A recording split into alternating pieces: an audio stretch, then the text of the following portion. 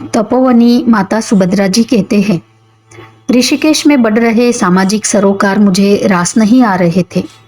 इससे निकलने के लिए मैं लाल बाबा के साथ धराली चली गई। वहां गंगा किनारे एकांत में कुटिया देखकर सकारात्मक ऊर्जा का अनुभव हुआ। एक और धराली गांव, दूसरी ओर गंगा माँ।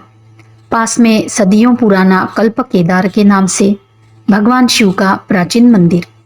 गंगा के उस पार गंगोत्री के पुरोहितों का गांव मुखवा। गंगोत्री मंदिर के कपाट बंद होने के बाद गंगा जी की मूर्ति यही आ जाती है। 6 महीने यही पूजा अर्चना होती है। कुटिया में बैठते ही यहाँ की तरंगे मुझे अनुकूल लगी और यही आसन लगाने का मन बना लिया। लाल बाबा ने रहने की सारी व्यवस्था कर दी और किसी तरह की असुविधा न हो इसलिए 1 वर्ष तक राशन आदि का भी सहयोग करते रहे। उत्तरकाशी गंगोत्री हाईवे पर हर्षिल से 3 किलोमीटर की दूरी पर धराली है। यहाँ सेब की अच्छी पैदावार होती है। हर्षिल का सेब काफी लोकप्रिय है। यहाँ की प्राकृतिक छटा को देखकर गंगोत्री जाने वाले अधिकांश पर्यटक हर्षिल और धराली में अवश्य रुकते हैं। यहाँ शीतकाल के बर्फ पड़ती है, इसलिए यहाँ के ज्यादातर परिवार 6 महीने के लिए उत्तरकाशी चले जाते हैं। वहाँ उनके स्वयं के या परिजनों के मकान हैं। धराली में रहते हुए गांव वालों का काफी सहयोग मिला। कुटिया में ही एक मंदिर बन गया। हर मंगलवार को गांव की माताएं आकर भजन कीर्तन करती। गंगा किनारे ही एक संत निवास की व्यवस्था हो गई।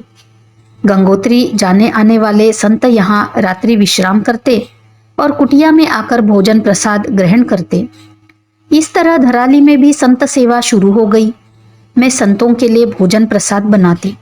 सावन में कांवड़िए यहाँ एक रात्रि विश्राम करते, कुटिया में आकर भजन संकीर्तन करते।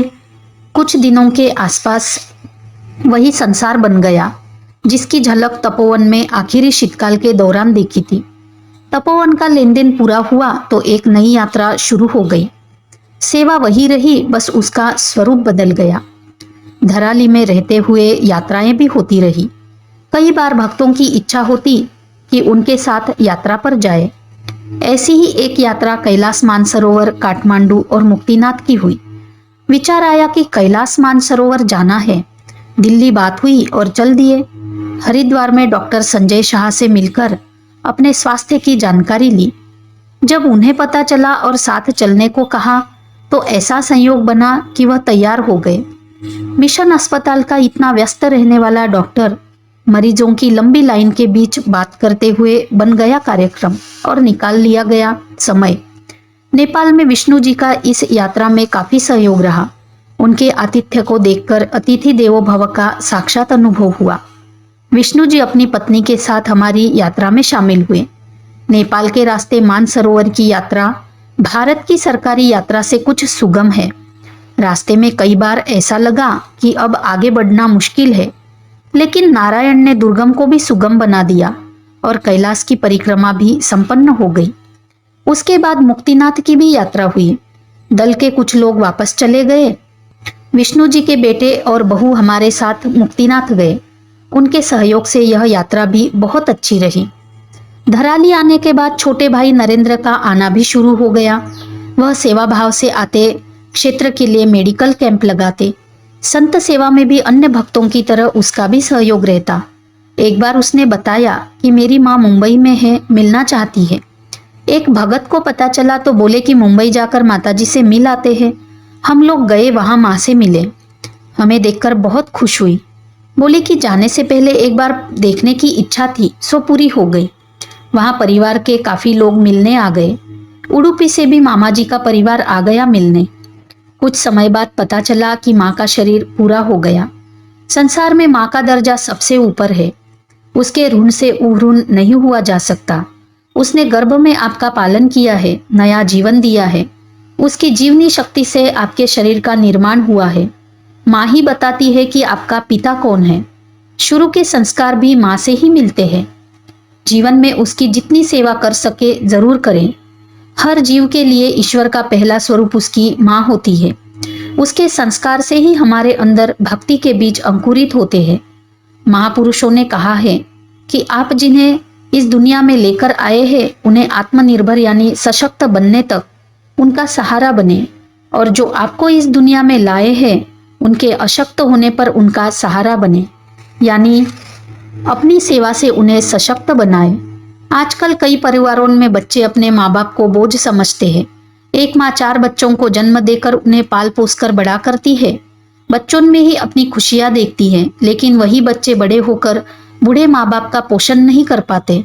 महानगरों में तो बेटे एक दूसरे को अपनी परेशानी बताकर माँ बाप की जिम्मेदारी लेने से कतराते हैं।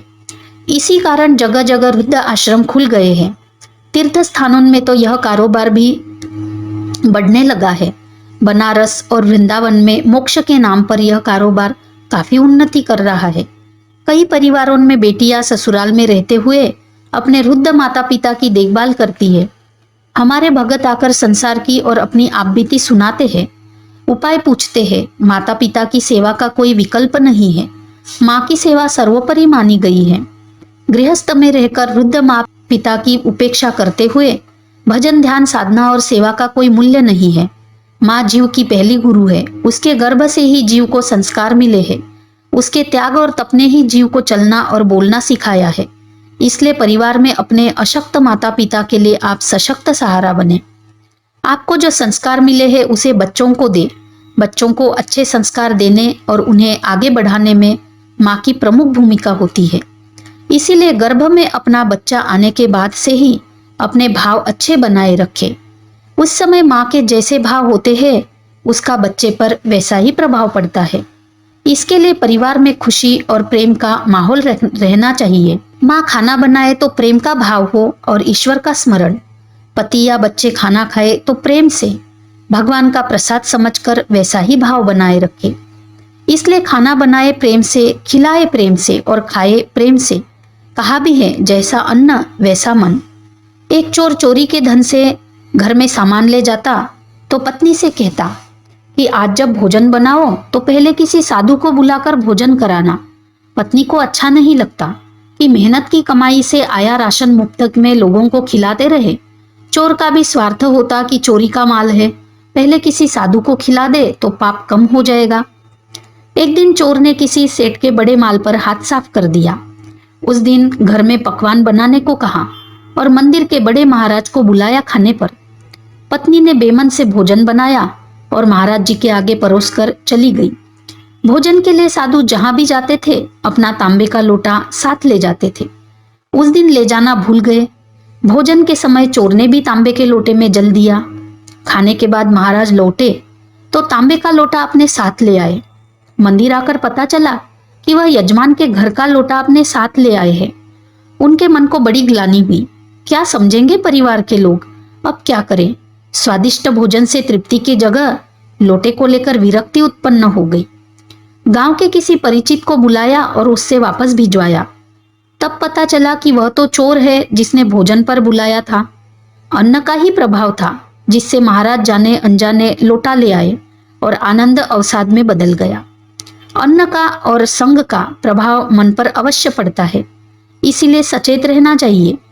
खाते समय ध्यान रखें कि क्या खा रहे हैं और किसका खा रहे हैं। दूसरा, अच्छे लोगों का साथ करें। जब तक साधना और भक्ति दृढ़ न हो जाए तब तक आसपास का माहौल मन को प्रभावित करता रहेगा।